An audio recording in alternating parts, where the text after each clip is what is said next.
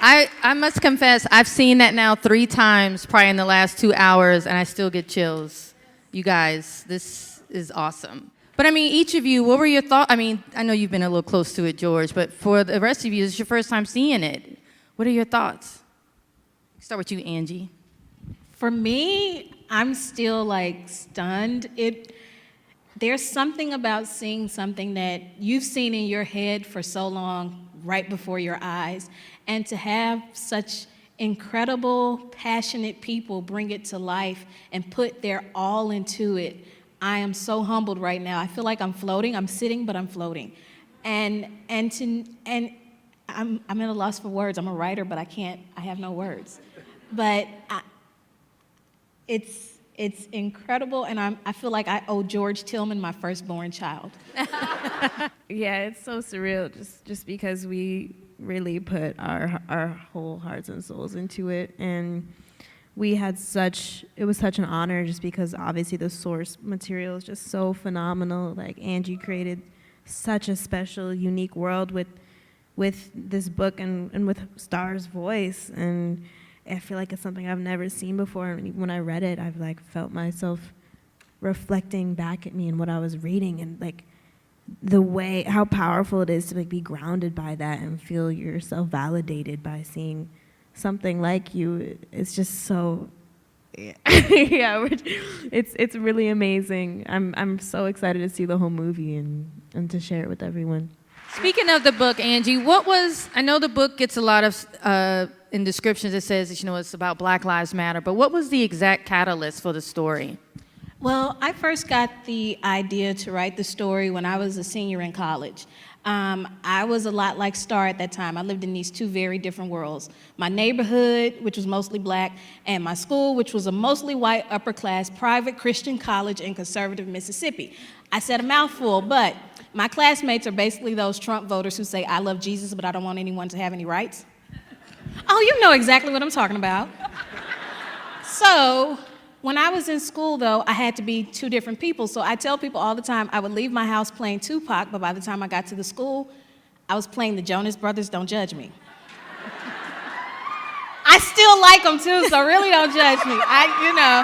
But those songs are good. They got a lot of fans here, wow.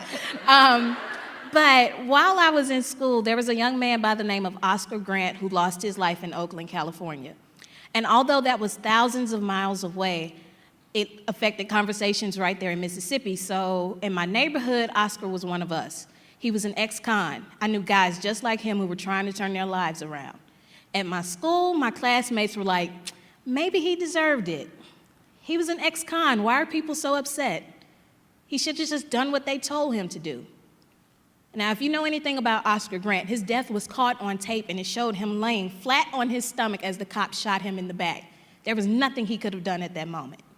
I was angry, I was hurt, I was frustrated, and I felt like I had 2 options. I could either A, burn down that entire school campus, or I could B, use those emotions and do something productive with them. I didn't burn the school down. It's sitting pretty over in Jackson, Mississippi. They even gave me an award for Alumni of the Year. Funny. But I decided to write. So I wrote this short story about this boy named Khalil who was a lot like Oscar, and this girl named Starr who lived in these 2 different worlds a lot like I did. And that's essentially how The Hate U Give was born. I first read the book the same time as George, so I guess that was two and a half years ago now. And I'd received it as an unpublished manuscript, so there were still things, I think there were typos in it still, She saw all the bad. I saw the OG version of the book. And it was because my mom had a friend who was a young adult writer who said there's this book that's being pushed around, people are freaking out about it, there's like bidding wars, and the character reminds me a lot of Amandla. And so my mom asked if we could get a copy of it. And so we read it together, and when I read it initially, I just never conceived of there being something so fresh and so original and so grounded and so heartfelt, and such a powerful story in terms of race dynamics, such a powerful story in terms of family and going on a journey to find your strength and your power. And so I was like, yup, I need to do this. And then I heard that it was being turned into a movie, and so I ended up chasing it at the same time, just that it was being packaged. And this was all before the book had even come out. And so when the book came out, our minds were blown even further because it was, what, #1 for like 50 weeks? It's still there. It still is! It still is! Oh my God. Yeah, I stopped counting after a while. I was just like, wow, yeah. So then it was a blessing because the producers who were making it were already interested in me just because they felt like I kind of, some of my work had come to light in the field of activism, and they felt like my voice was similar to Starr's, or at least what she reaches like by the conclusion of the film and then of the book. And so I attached on really early, and we watched the book flourish and do its thing. How was it working on this project in real time with other stories who could have easily been Khalil, who are Khalil, really? Well, I know for me, when I was finishing my last round of edits on the book, the last few pages of the book, I've had several people come up to me today and say that those pages made them cry, where Starr gives off the names. I wrote that the same week that both Philando Castile and Alton Sterling lost their lives. And if you remember anything about that week, those videos of their deaths were played over and over and over again. And I remember having this moment where I was just like, what's the point of writing this book? It is not going to change anything. And I felt so hopeless. And I have to shout out my mom. She's not here, but I've apparently made my mom Twitter famous. But she told me, she said, no, that's why you have to write it. She said, you don't know who's going to pick this up one day and what they're going to do one day. So that's what kept me going, because I truly believe that books create empathy, and empathy is more powerful than sympathy. And I have to believe that if some of our current political leaders read books about black kids as kids, we wouldn't have to say Black Lives Matter. If they read books about,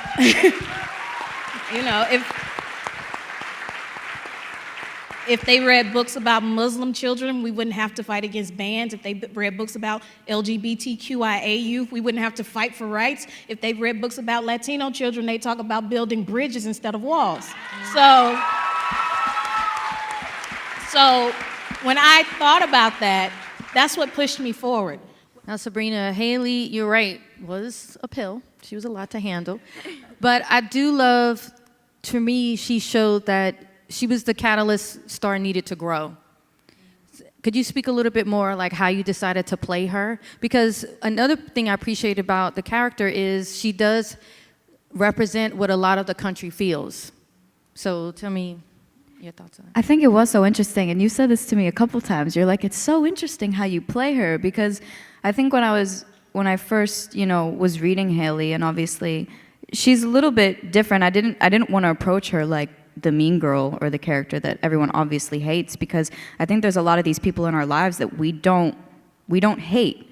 We see the good parts of them, and then maybe they don't see those parts of themselves, and that is the ignorant part of Hailey that she just isn't aware of. And I think for her, having Starr be her best friend, she really is one of those people that isn't seeing all of her actions as racist. And it is kind of uncomfortable environment, and you're not aware of your privilege. It's just, you aren't. So I had to almost think in the position of a lot of people that I know in this world are thinking the same way.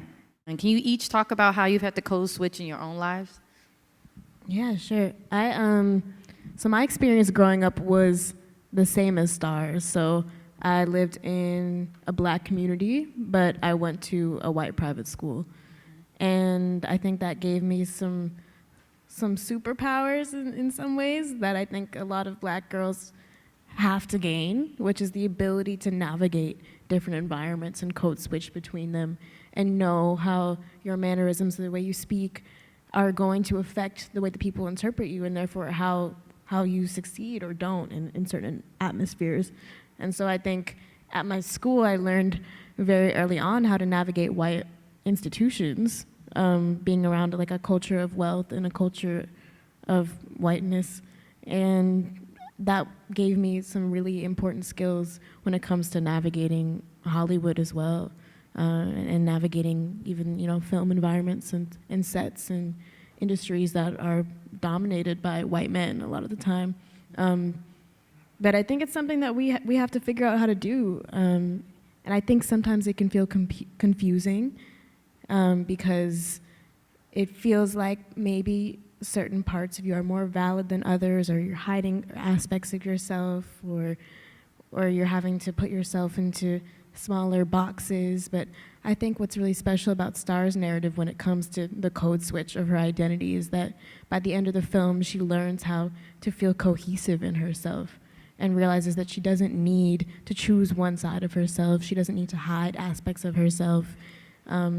She can be however she wants to be in her environment without being afraid of being called ratchet, or being afraid of seeming angry, or seeming over the top. You know, I think she learns how to like break free of those burdens and also realize that those two sides of herself don't need to be warring sides, but they actually come together in a really beautiful, harmonious way to make her the person that she is. Angie, I gotta say, didn't realize the correlation between Tupac and The Hate You Give. Can you tap into that a little bit more? He had that thug life tattoo across his abdomen, but a lot of people don't know it was an acronym for The Hate You Give, Little Infants F's Everybody. He explained that as meaning that what society feeds into youth has a way of affecting us all. The hate that was given to Trayvon Martin affected the entire city of Sanford, Florida. The hate that was given to Tamir Rice affected the entire city of Cleveland, Ohio. The hate that was given to Michael Brown affected the entire city of Ferguson.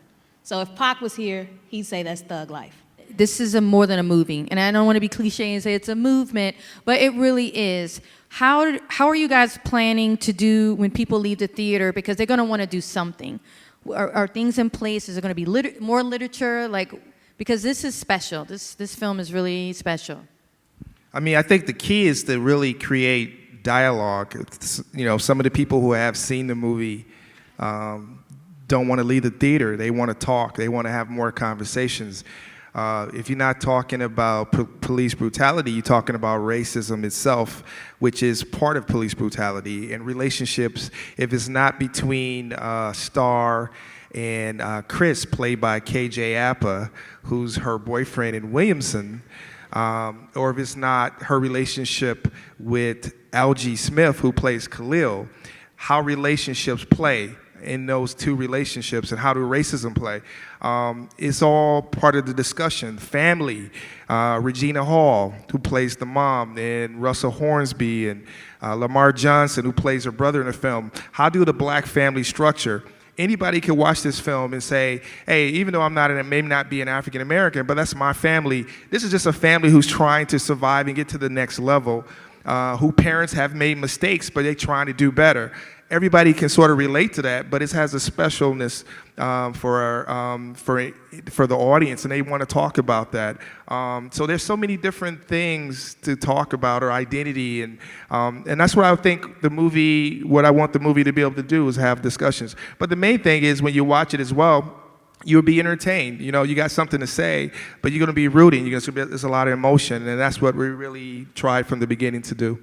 I think the amazing thing about this, and especially when I think about all the young people that will see this movie, is the fact that they are getting to see it, you know, at such an impressionable time in their life when they're forming their own opinions, because that's when they need to see this movie. I think when you think about, you know, the story that the movie is covering, you think about, like you said, the headlines, and that's all we're seeing. We're seeing what is fed to us. We're seeing what people want us to see, and we're not seeing the human side of it. And to see this through a young girl's eyes who is finding her own voice, like I really do, I hope that people can watch it and just kind of slow down, open up their minds, learn to love more, accept more, listen to other people, accept that we are different, that everybody has a different past and a different present and a different future, and just be more accepting to that.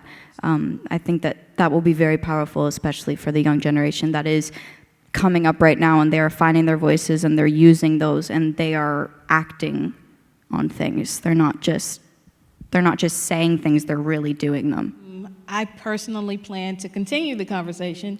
My publisher's going to smile in my second book.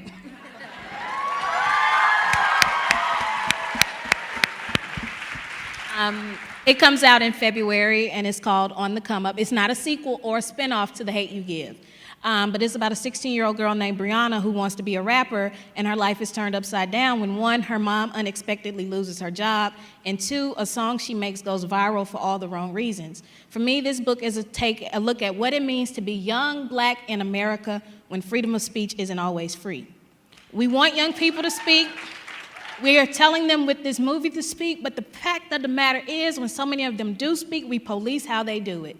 As someone who grew up on hip-hop, I know firsthand how anytime rappers said things that spoke to me, the majority criticized them for it. So what does it mean to be a hero in one person's eyes and a villain in someone else's? So On the Come Up, February 5th. And when can I read it?